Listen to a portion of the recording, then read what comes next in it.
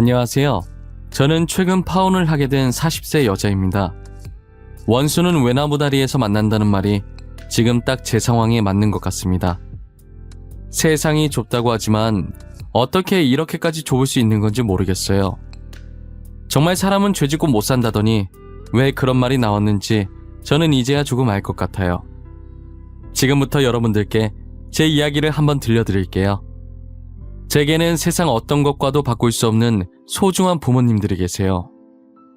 사실 저희 부모님은 제 친부모님은 아니지만 저를 친딸처럼 키워주셨어요. 저희 셋은 정말 떨어질 수 없을 정도로 각별한 사이였죠. 제가 나이를 먹을수록 부모님은 결혼 보내기 싫다면서 난리도 아니었어요. 우리 딸, 너는 절대 결혼하면 안 돼. 왜냐면 사위놈한테 너 뺏겨서 우리가 너무 슬프잖아. 이번 생은 결혼은 없다고 생각하면서 살아. 알겠지? 진짜 이 양반이 왜 이렇게 주책이야? 결혼하려면 아직 한참 멀었어. 우리 딸, 그래도 아빠 말이 맞다. 넌 평생 우리랑 같이 살아야 돼. 딴 놈한텐 절대 못 줘. 엄마, 아빠, 나 이제 고2야. 아직 학생한테 결혼은 무슨 결혼이야. 둘 다 너무 앞서 나가는 거 아니야? 20살 금방 온다. 20살 되면 그때부터 시간이 순식간에 지나간다니까? 꼬부랑 할머니가 된다고 해도 넌 우리랑 살아야 돼. 알겠지, 내 새끼? 내가 꼬부랑 할머니 될 때까지 엄마 살아있어야 한다. 어? 나 두고 먼저 가기 없기야. 약속해. 학생 때부터 결혼하면 안 된다고 두 분이서 노래를 불렀어요. 새해가 될 때마다 제가 노처녀로 늙게 해달라고 소원을 빌 정도였죠. 제가 어떻게 이런 좋은 부모님을 만나게 됐냐면 저희 어머니는 아이를 낳을 수 없는 몸이었어요. 그냥 두 분이서 알콩달콩 살려고 했는데 나이 들면 적적할 것 같아서 입양을 결정했다고 하시더라고요. 대신 친부모님이 이 세상에 안 계신 아이를 원하셨었대요. 친부모가 살아있는 아이면 나중에 친부모 찾아서 갈 수도 있으니까요. 제가 친부모님 두 분 다 어릴 때 돌아가셔서 보육원에 맡겨진 아이였거든요. 그래서 부모님께서는 고민도 하지 않고 저를 입양하기로 하셨어요.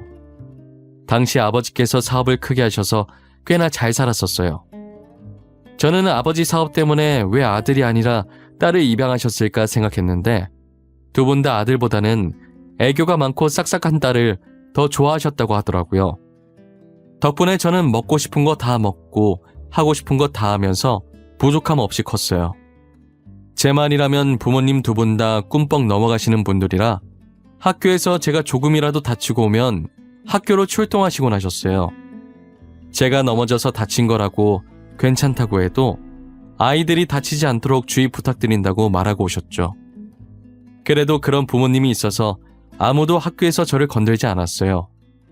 저는 늘 지금 부모님을 제 친부모님으로 생각하고 지내고 있어요. 부모님께서는 제가 무엇을 한다고 하든 항상 의견을 존중해주고 응원해 주셨어요. 평소 냄새에 민감해서 디퓨저나 향수같이 좋은 향이 나는 제품에 관심이 많았었어요. 그래서 향에 대해 공부하다 보니 자연스럽게 조향사가 되어 있더라고요.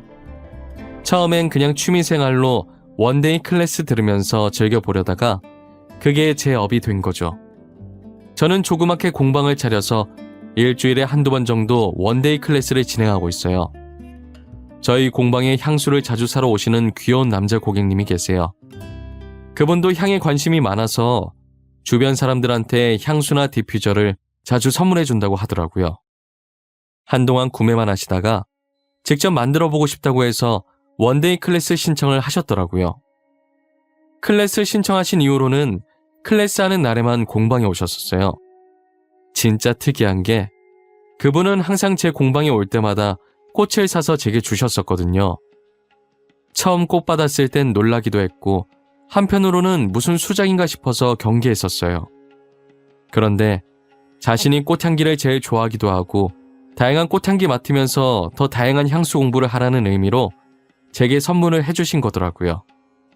덕분에 제가 몰랐던 꽃향기도 알게 됐고 정말 향수를 만드는 데 도움이 돼서 너무 고마웠고 그분께 꽃 받는 게 익숙해지더라고요. 가끔 꽃을 안 사오면 괜시리 서운할 때도 있었어요. 항상 꽃다발 가져오셨었는데 오늘은 어쩐 일로 빈손이세요? 빈손으로 오신 건 처음인 것 같은데.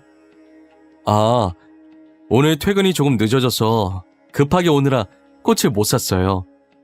제가 다음에 공방 올 땐 꼭 사올게요. 아니에요. 사달라는 말이 아니라 항상 꽃 들고 오시다가 빈손으로 오니까 이상했어요. 진짜 사달라는 말 아니었어요. 진짜예요. 선생님 가끔 이렇게 당황하실 때 너무 귀여우신 거 알아요? 계속 놀리고 싶게. 제가 다음엔 꼭 꽃 사올게요. 알겠죠? 진짜 안 그래도 된다니까요. 그만 놀려요. 그리고 진짜 안 사오셔도 돼요. 전 말했어요. 처음엔 자각을 못했었는데 정신 차려보니 제가 그분을 기다리고 있더라고요. 클래스 하는 날만 되면 그분은 언제 오시려나 입구만 쳐다보고 있었어요. 그런데 한동안 저희 공방에 나타나질 않으시더라고요. 혹시나 무슨 일이 생겨서 못 오시는 건가 걱정이 되더라고요. 평소 남한테 관심 없던 제가 지금 다른 사람을 걱정하고 있다는 사실에 깜짝 놀랐어요. 그렇게 그분을 못 본 지 일주일이 지났고 제가 새로 만든 향수를 정리하고 있었는데 갑자기 뒤에서 누군가가 제 눈앞에 꽃을 내밀더라고요. 클래스 하는 날이 아니라서 그분은 아닐 텐데 누가 꽃을 내민 건가 싶어서 뒤돌아봤죠. 그런데 그 귀여운 남자 고객님이 제 뒤에 서서 활짝 웃고 있더라고요. 그날 남자분께서 내민 꽃다발은 평소에 제가 봤던 것보다 훨씬 풍성했어요. 그리고는 얼굴을 붉히면서 수줍게 제게 고백을 하시더라고요. 선생님, 일주일 만에 보네요. 방금 제가 드린 꽃 이름이 뭔지 아세요? 이건 사하라 장미라는 건데 꽃말은 마지막 사랑이에요. 마지막 사랑이요? 그렇구나. 사하라 장미는 처음 봐요. 근데 갑자기 저한테 왜 이런 말을 하세요? 왜 이렇게 눈치가 없어요? 제가 지금 선생님한테 고백하는 거잖아요. 선생님, 아니, 지원씨, 저랑 진지하게 만나보실래요? 제가 지금 너무 갑작스러워서 저를 왜... 무슨 매력이 있다고 저를 좋아하세요? 충분히 저보다 더 멋있고 좋으신 분 만나실 수 있을 것 같은데. 얼마 전부터 하루 종일 지원씨 생각만 났어요. 처음엔 이 감정이 제 착각일 거라고 생각했죠. 그래서 일주일간 여기 안 왔었는데 너무 보고 싶더라고요. 그때 확신이 들었어요. 제가 지원씨를 좋아한다고요. 정말 진심이신 거예요? 순간적인 감정 아니고요? 죄송해요. 제가 연애를 할 땐 신중한 편이라서 의심부터 하게 되네요. 신중한 건 좋은 거죠. 전 진심이에요. 결혼까지 하고 싶을 정도로 좋아한 건 지원씨가 처음이에요. 저희 결혼을 전제로 정말 진지하게 만나보실래요? 그분의 표정을 보는데 제 눈을 피하지 않으시고 정말 진지하게 고백을 하시더라고요. 저는 그분의 진심이 느껴져서 고백을 받아주고 연애를 시작하게 되었어요. 남자친구는 예비 시아버지의 회사를 물려받고 후계자 교육을 받는 중이었어요. 저와 연애를 시작한 지 얼마 되지 않아 본격적으로 교육에 들어가서 자주 만나지를 못했어요. 그 사이에 저희 아버지는 회사를 작은아버지께 넘겨주시려고 공동대표로 올려놓고 큰일이 아니면 다 작은아버지께 처리하시고 아버지는 거의 백수 삶을 살고 계셨어요. 제가 연애한다는 건 알지만 결혼을 전제로 만나는 건 모르고 계셨었어요. 연애 중이라 말했을 때도 뒤집어지셨는데 결혼까지 생각하고 있다고 하면 그 뒤에 벌어질 일이 상상만 해도 아찔해서 말을 못했어요. 당장이라도 남자친구를 저희 집으로 불러서 두 분이서 돌아가면서 취조하실 것 같았거든요. 저희는 2년 정도 연애를 하고 진지하게 결혼 얘기를 하고 있었어요. 저는 그 전에 제가 입양하라는 사실을 남자친구에게 솔직하게 말하기로 했죠. 저기 오빠, 내가 오빠한테 이때까지 말 못한 게 하나 있어. 그래도 결혼하기 전엔 꼭 말해야 할 것 같아서 말이야. 뭔데? 표정 보니까 심각한 것 같은데 도대체 무슨 얘기길래 그래? 혹시 숨겨진 애 같은 거라도 있어? 난 너가 과거에 이혼을 했다고 해도 상관없어. 애만 없으면 돼. 아이, 그런 거 아니야. 사실 지금 부모님이 내 친부모님이 아니거든. 내가 기억도 안 날 만큼 어렸을 때 친부모님이 돌아가셨어. 그런 날에 입양해 주신 분들이 부모님이시고. 그랬구나. 그런데 난 그런 거 아무 상관없어. 너 하나만 보고 결혼하려고 하는 거니까. 우리 둘만 좋으면 됐지. 그게 다 무슨 상관이야. 남자친구는 제가 입양하라는 사실에도 놀라지 않고 전혀 개의치 않는다는 듯 말하더라고요. 저는 그 모습을 보고 이 남자를 절대 놓치지 말아야겠다고 생각했었어요. 하지만 시어머니께서는 제가 입양하라는 이유로 반대를 하더라고요. 그래, 네가 우리 지안이 여자친구라고요? 내가 들어보니까 입양하라고 하던데 그게 사실인 거니? 진짜 친부모님이 안 계셔? 네, 친부모님은 돌아가셔서 안 계시고 지금 부모님들은 저를 입양해 주신 분들이에요. 하지만 저의 친부모님이라고 해도 과언이 아닌 분들이세요. 그럼 뭐해? 결국은 피 한 방울 안 섞인 남남이라는 말이잖아. 미안하지만 난 너희 결혼 허락을 못하겠구나. 그리고 양부모가 지금 백수라며? 지금까지 회사 운영하시다가 백수 생활하신 지 얼마 안 되셨어요. 결혼은 둘이 하는데 저희 부모님 직장이 왜 중요하죠? 그리고 양부모라는 말도 자제해 주셨으면 좋겠어요. 어쨌든 지금은 백수라는 말이잖아. 우리 아들은 어쩜 이렇게 사람 보는 눈이 없는지. 양부모를 양부모라고 하지 뭐라 해. 부모도 없는 고아의 당돌하기까지. 이런 며느리 들이면 나만 피곤해지겠네. 엄마 진짜 왜 그래? 예의 좀 지켜. 내가 볼 땐 지금 엄마가 하는 행동이 더 창피해. 사람 불러놓고 지금 이게 뭐하는 짓이야? 제발 그만 좀 해. 인사드리러 갔다가 예비 시어머니께 온갖 수모를 다 겪고 나오니 생각이 잠기게 되더라고요. 과연 이 결혼이 맞는 건지, 저 집안에 들어가서 버틸 수 있을지 정말 5만 가지 생각이 다 났어요. 예비 시어머니는 어떻게 알았는지 제 공방에 찾아오셨더라고요. 이렇게 쥐꼬리만한 가게 운영하고 있는 거니? 진짜 결혼하면 우리 아들 고생길이 훤하다 훤해. 나는 결혼 허락 못하니까 너가 먼저 우리 아들한테 헤어지자고 말해. 어머님 진짜 왜 그러세요? 제가 뭘 그렇게 잘못했길래 이러시는 건데요? 제가 입양하라는 사실 때문에 이러시는 거예요? 네가 범죄자의 피를 받고 태어났을지 어떻게 아니? 그리고 양부모가 백수인 것도 마음에 안 들어. 혹시 결혼해서 우리 아들한테 빨대 꽂고 살 생각인 거니? 어머님, 말씀이 지나치시네요. 저한테 고아라고 하시는 건 사실이니까 저도 상관없는데요. 저희 부모님은 건들지 말아주세요. 그분들은 어머님한테 그런 소리 들을 행동 하신 적 없으세요. 하여튼 요즘 애들은 싸가지가 없어. 부모 없는 티를 이렇게 낸다니까. 당장 우리 아들이랑 헤어져. 오늘 이후로 얼굴 마주칠 일 없게 하라고. 알겠어? 예비 시어머니께서 공방에 왔다 간 뒤로 이 결혼은 정말 아닌 것 같다는 생각이 확 들었어요.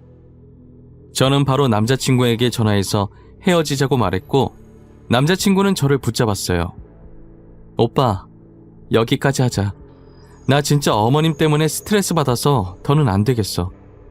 나한테 뭐라고 하시는 건 괜찮은데 왜 계속 아무 죄 없는 우리 부모님한테 뭐라 하시는 건데? 우리 엄마가 찾아갔었어? 내가 미안해. 대신 사과할게. 우리 만나서 얘기하자, 어? 내가 금방 갈게. 아니, 올 필요 없어. 더 이상 말하고 싶지 않아. 우리 이렇게 끝내는 걸로 할게. 앞으로 연락할 일 없을 거야. 잘 지내. 저희는 예비 시어머니 바람대로 헤어졌지만 남자친구가 집으로 돌아가서 초강수를 둔 것 같더라고요. 예비 시어머니한테 결혼을 허락해주지 않으면 후계자 수업도 안 듣고 집을 나가겠다고 했다는 거예요. 결국 예비 시어머니는 남자친구에게 두 손 두 발 다 들고 상견례를 하자고 하셨죠. 갑자기 상견례 날짜를 잡아오자 저희 부모님은 결혼하기엔 너무 이른 것 같다고 호들갑 떠시다가도 연애하면서 몇 번 본 적 있는 남자친구를 떠올리시더니 그 정도면 괜찮은 것도 같다고 진지하게 말하셨어요. 상견례 한다고 다 결혼하는 건 아니니까 일단 남자친구 집안 사람들도 만나보자고 하셨어요. 딱히 할 일 없던 저희가 먼저 상견례 장소에 도착해서 남자친구 식구들을 기다리고 있었어요.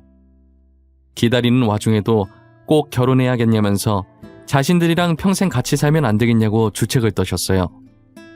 그런 부모님을 보고 있으니 나는 정말 사랑을 많이 받고 자란 사람이구나 싶은 생각이 들었죠. 이상하게 자꾸 울컥하면서 아직 결혼도 안 했는데 벌써부터 눈물이 나려고 하는 거예요. 그런데 예비 시어머니께서 등장하시면서 나오려던 눈물이 쏙 들어가고 말았습니다. 뒤늦게 들어오던 예비 시어머니는 저희 아버지를 보자마자 들어오지도 않고 그대로 굳으셨더라고요. 그리고 저희 부모님을 봤는데 저희 부모님도 예비 시어머니 못지않게 경직되어 있는 걸 발견했어요. 지안 엄마 왜 안 들어와? 거기서 뭐하고 서 있는 거야? 들어와서 사돈 되실 분들한테 인사해야지 못해. 안사돈께서 굉장히 낯이 익으신데 저희 예전에 어디서 본 적 있지 않으신가요? 혹시 김말순 씨 아니세요? 김말순이 누구죠? 저희 집사람 이름은 김선희인데 아무래도 사돈께서 사람을 잘못 보신 것 같네요. 그럴 리가 없습니다. 제가 사람을 얼마나 잘 기억하는데요. 특히 죄 지은 사람들이요. 김말순 씨 맞죠? 우리 집에서 일하던 아줌마 아니세요? 지안 엄마, 멀뚱히 서서 뭐 하는 거야? 뭐라고 말이라도 해봐. 사돈께서 착각하신 것 같은데 당신이 무슨 다른 사람 집에서 일을 했다는 거야? 그게 있잖아 여보. 그러니까 그게 어떻게 된 거냐면 당신 왜 말을 못해? 사돈께서 하신 말이 다 사실인 거야? 진짜 식모였어? 아니었잖아. 나랑 결혼할 때 당신 돈 되게 많았잖아. 근데 왜 남의 집에서 일을 해? 돈 많았겠죠. 저희 집에 있던 돈 다 들고 도망갔으니까요. 회사 자금까지 모조리 다요. 저 사람 때문에 저희 회사 망할 뻔한 거 생각하면 아직도 화가 나는데. 저희 아버지께서 어머니랑 결혼한 지 얼마 안 됐을 때 집에서 일하던 식모가 있었는데 아무도 없을 때 몰래 집에 있던 모든 돈을 들고 도망간 사건이 있었어요. 알고 보니 그때의 식모가 지금 저희 예비 시어머니였던 거예요. 예비 시어머니는 도망가서 이름도 바꾸고 훔친 돈으로 부자 행세하면서 돈 좀 있는 집안인 예비 시아버지에게 접근해 결혼을 하신 거였죠. 이 사실을 알게 된 예비 시아버지는 사람들이 쳐다보든 말든 예비 시어머니께 윽박 지르셨어요. 예비 시어머니는 꿀먹은 벙어리 마냥 아무 말도 못하고 땅만 보고 계셨죠. 이거 범죄야. 알고는 있는 거야? 당신 지금 범죄자라고. 그동안 지원이한테 고발하고 범죄자 핏줄일 줄 어떻게 아냐고 그 난리를 치더니. 뭐라고요? 사돈, 방금 뭐라고 하셨습니까? 저희 딸한테 뭐라고 했다고요? 고아라니요. 누가 고아입니까? 그리고 범죄자 핏줄이요? 정말 죄송합니다. 지안 엄마가 지원이 일하는 곳 찾아가서 난리를 친 것 같더라고요. 부모 없는 고아의 양부모는 백수라면서요. 그리고 친부모가 범죄자인지 아닌지 어떻게 아냐고요. 예비 시아버지의 말을 들은 아버지는 얼굴이 사색이 되더니 이내 분노로 가득 차 계셨어요.